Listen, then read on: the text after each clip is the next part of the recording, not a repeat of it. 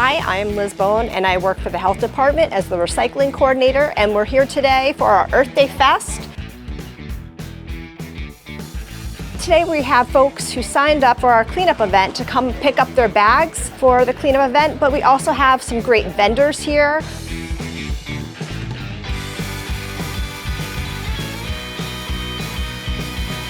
Hi, my name is Julia. I am with All Energy Solar, and we are so excited to be here and to be supporting Earth Day. All eco-friendly initiatives are very important. It's so important to take care of our planet and our environment, everything a part of it, and a big part of that is solar energy. Taking power directly from the sun is a renewable source, and you can use it to power homes. You can even save on your electric bill, which is a great added plus, but more importantly, it does help to contribute to a better environment, a better future for everyone and everyone living on this beautiful planet. Hi, I'm Brennan White. Happy to be here at East Longmeadow, supporting the community as Casella Waste and their cleanup day tomorrow, donating our bins and the tonnages that come from the cleanup. Looking forward to a good day. Hi, my name is Arlene Rosinski, and I'm here as part of a grassroots team from West Springfield.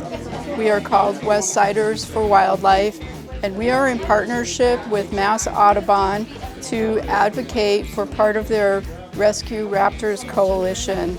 And what that is all about is there is rodenticides being used today, commonly used by many pest companies that are what they call anticoagulant rodenticides, and it causes a slow death for these rodents. But the rodents are food for the raptors, so their food source is being poisoned, and in turn the raptors themselves are being killed and destroyed. So there's also certain mammals that eat rodents that can be killed with this rodenticide also. And even outdoor pets could possibly be harmed and killed with this rodenticide use. So we are here to advocate for these animals and to raise awareness in the community to make people aware of this. There are many alternatives out there, and to use what we call integrated pest management to try and control the rodents versus automatically going to these harmful rodenticides that are killing wildlife. So we're hoping, like I said, to bring more awareness to people in the community and reduce the use of this. And there's also some legislation currently going through the state. If you could please advocate for that through your local representatives and advocate for the bills that are going through. Right now in Massachusetts, you can check all this out at the website for massaudubon.com. Thank you. We have one each here of the three major types of cookers, the parabolic and parabolic approximation cookers. These are panel cookers, and that's a box cooker. The box is basically an insulated box with a window in one side, and they usually add reflectors like this, get more power into it that way. These type of cookers were my own design. I designed and built them myself. These two are commercial. Anybody can buy. This box cooker that one is very popular. It's been very popular. It was one of the first box cookers, and I think it's still popular, even though they use it a lot in Africa and some of the refugee camps. We can cook anything you want, because like these, you put a pot in it, and if water will boil in it, and anything you can cook in a pot, basically you can cook in it. I also have a little larger one of this. I didn't bring it inside, it's out in the car. But we thought we'd have more room than we do, but it's okay. But we could have one of each of the three type cookers anyway.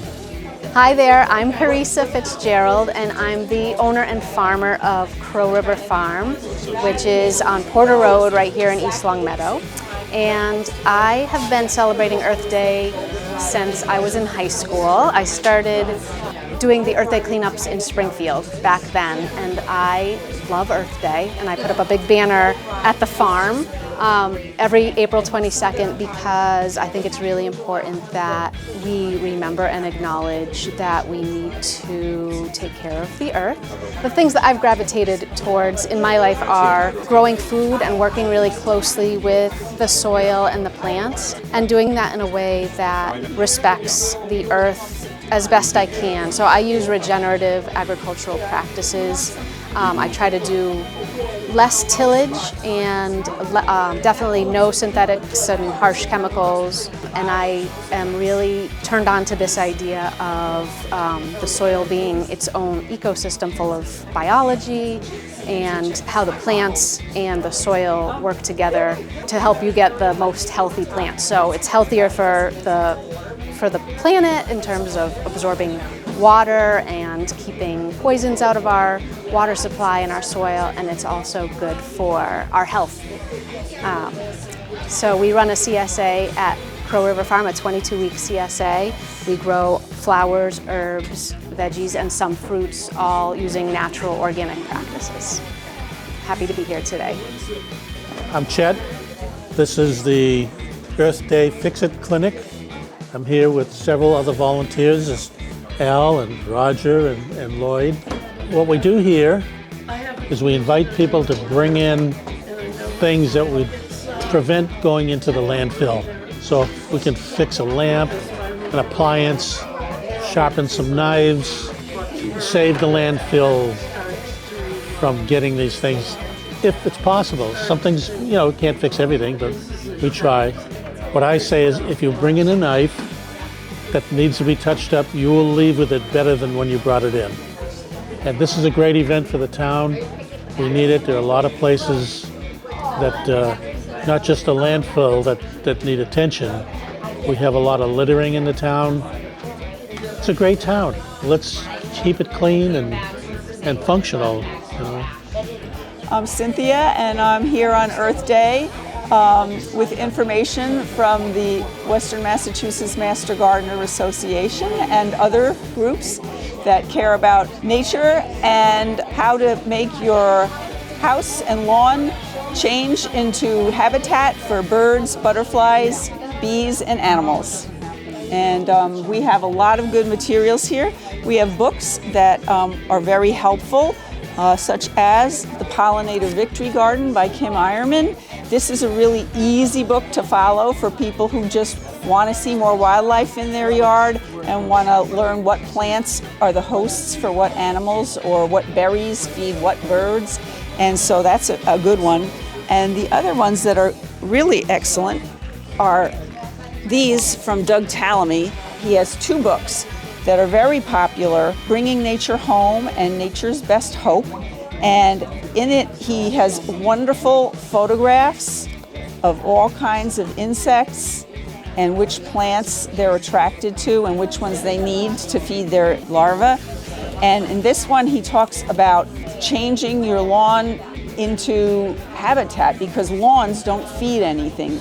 Your lawn does absolutely nothing for wildlife, and too many people use pesticides on their lawn. So we want people to stop using pesticides, number one, because it just kills all the insects, and the insects are what feed the birds and the small mammals. So you really want, if you like birds and you want to hear more birds singing, you gotta have caterpillars for the baby birds to eat. And if you have pesticides, you won't have any caterpillars. So that's one good idea.